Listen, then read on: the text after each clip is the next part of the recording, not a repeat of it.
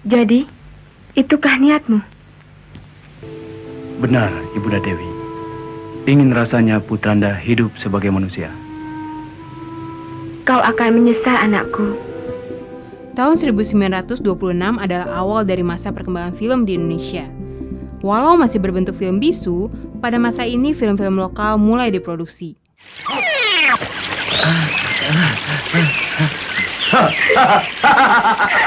Lutung Kasarung yang diproduksi oleh NV Java Film Company adalah film lokal pertama yang menuai kesuksesan.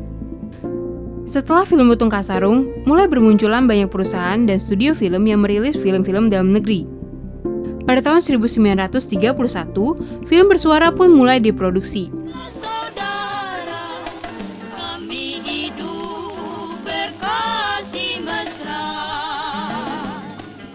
Setelah merdeka, industri film di Indonesia semakin berkembang. Hal ini dibuktikan dengan diadakannya Festival Film Indonesia, di mana film lewat jam malam tampil sebagai film terbaik. Seolah-olah kau tak pernah kenal dengan tempat tidur yang baik. Film tersebut merupakan karya sutradara Usmar Ismail dan terpilih untuk mewakili Indonesia dalam ajang Festival Film Asia di Singapura. Perubahan rezim membuat industri perfilman Indonesia juga ikut berubah. Ketika generasi milenial mulai menikmati hasil perjuangan dari pendahulunya, maka film nasional menjadi salah satu hal yang menarik untuk kita lihat kembali. Kali ini kita akan bertemu dengan salah satu sutradara dan juga kritikus film yang mengikuti perjalanan industri film Indonesia. Menurut Mas gimana nih perkembangan film Indonesia dari zaman dulu sampai sekarang? Menurut saya sih perkembangannya dinamis ya, makin banyak film yang dibuat. Tapi ada hal yang selalu sama kalau buat saya. Jadi sebenarnya film Indonesia itu cerminan dari kita orang Indonesia gitu. Itu yang selalu sama dari zaman dulu sampai sekarang. Oke Mas, sebelum kita ngomongin ke film zaman sekarang nih, kalau kita boleh balik lagi nih, film tahun 80-an sampai 90-an menurut Mas gimana sih? Kalau buat saya film-film tahun 80-an dan 90-an itu menarik karena dia dibuat untuk masa yang sangat besar ya. Di zaman itu kan bioskop itu banyak sekali, lebih banyak dari sekarang. Waktu itu mungkin belum ada yang namanya multiplex. Bioskop itu belum di mall. Kalau sekarang kita mau nonton film, kita ke mall nyari parkirnya 2 jam muter-muter. Kalau zaman dulu nggak, kita mau nonton film kita ke pasar.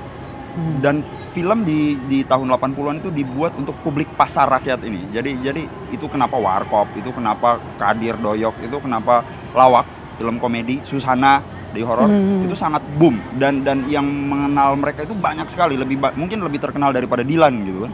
Dilan 6 juta penontonnya, mungkin Susana, Warkop itu ya 40-50 juta. Kenapa? Karena mereka ditonton di pasar dan sangat mudah untuk menonton film di tahun 80-an.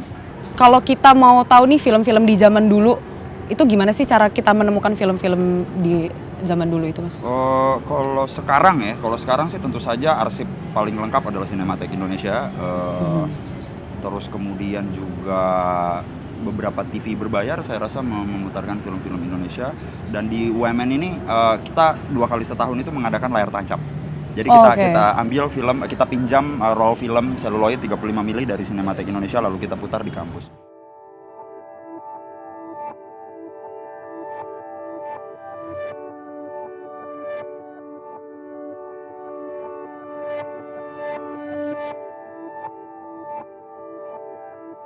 Perkembangan film Indonesia dari zaman ke zaman mengalami perubahan yang sangat signifikan. Namun, tak dapat dipungkiri kalau peranan pemerintah sendiri masih sangat lemah terhadap sineas muda Indonesia.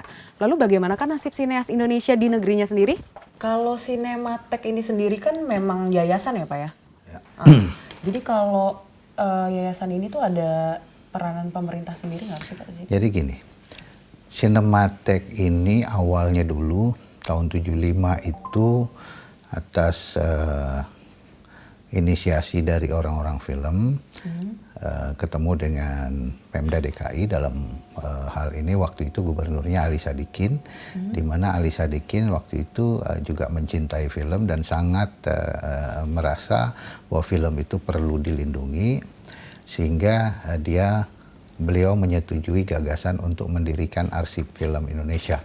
Dalam pengertian arsip film khusus film feature, film bioskop. Seberapa besar Pak peranan pemerintah? Peran pemerintah dalam hal ini, kalau DKI sih kita ada di sini karena Pemda DKI. Karena ini asetnya Pemda DKI yang diserahkan pengelolaannya kepada yayasan. Kalau kepedulian tetap sih nggak ada. Kepedulian tetap nggak ada Nggak ada. Yang ada itu adalah membantu mengalih media. Mengalih media itu juga baru 3 tahun terakhir ini, yang rata-rata setahun itu sekitar 30 judul. Alih media, restorasi sejak 2014 tiap tahun cuma 1 judul.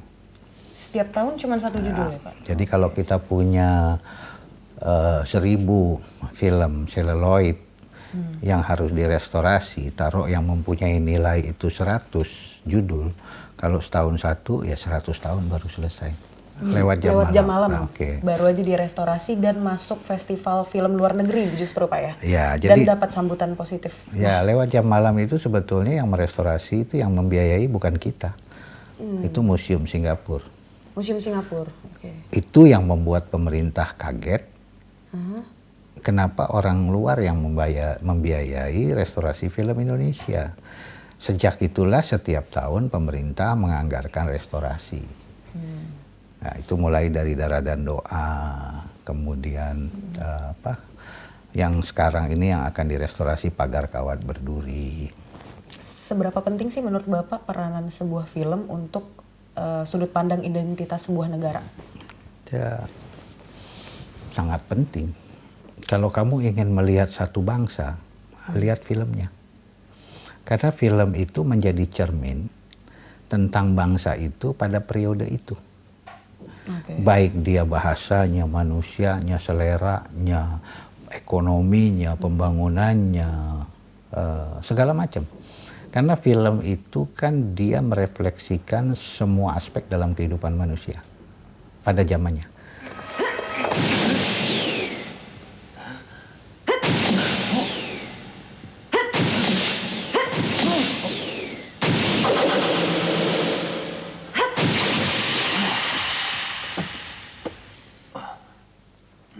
Saat ini kita akan bertemu dengan salah satu sutradara film Indonesia.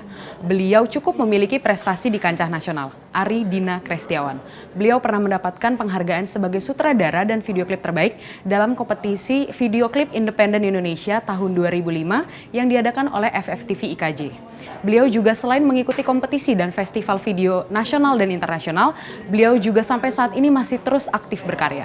Bedanya sineas di zaman dulu nih, di tahun 80-an sampai 90-an sama yang zaman sekarang tuh bedanya apa sih? Di saat sekarang lo udah bisa bikin film dengan medium video dan berbagai macam kamera yang bisa diakses oleh masyarakat langsung gitu. Jadi artinya yang bikin film tuh nggak kemudian film bioskop semata gitu, tapi juga banyak film-film lainnya, ada film dokumenter, ada film pendek, dan itu berkembang kayak di semua daerah gitu-gitu. Jadi alat bikin filmnya tuh makin murah gitu. Kalau misalnya bedanya zaman dulu sama zaman sekarang, kalau misalnya zaman dulu ya lo mesti ngelewatin tata cara yang kayak ya mungkin bisa prosesnya lebih panjang ya? Prosesnya lebih panjang gitu. Kalau misalkan sineas zaman sekarang nih menurut Mas sebenarnya ada kendala nggak sih? Kalaupun ada, maksudnya kendalanya apa ya?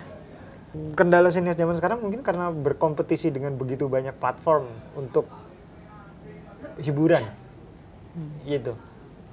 Artinya kalau misalnya zaman dulu platform film ya tayang di sinema, di bioskop, selesai. Mungkin kemudian di TV gitu. Kalau zaman sekarang kan distractionnya banyak gitu, hiburannya banyak, platform untuk menikmati hiburan itu banyak gitu. Lu bisa main game saja, lu bisa bersosmed saja, itu juga udah merupakan satu kebutuhan sudah bisa mungkin memenuhi kebutuhan hiburan lu gitu, tanpa harus menonton film gitu. Menurut Mas sendiri soal penonton Indonesia masa sekarang tuh gimana sih? Mereka cukup berpengaruh terhadap teman-temannya mungkin saja dengan ketika misalnya bilang satu film ini bagus dan tadi karena media sosialnya juga jalan gitu-gitu ya, kadang-kadang ketika sebuah film dibilang bagus artinya oleh beberapa orang dan makin banyak orang yang bilang bagus maka akan makin banyak penontonnya gitu. Aku hanya ingin mencintai. Film tak lepas kaitannya dari pembuat film itu sendiri dan juga tentang apresiasi. Penonton film merupakan salah satu roda penggerak yang menjalankan perindustrian film. Dia pikir dia yang paling Namun, apakah penonton Indonesia sudah cukup memberikan apresiasi terhadap film-film Indonesia? Ngomongin soal kedewasaan penonton kita sekarang, seberapa dewasa sih penonton film Indonesia sekarang, Mas? Saya rasa dewasa sekali ya. Saya rasa dewasa sekali up to the point bahwa kita sudah tidak butuh lembaga sensor.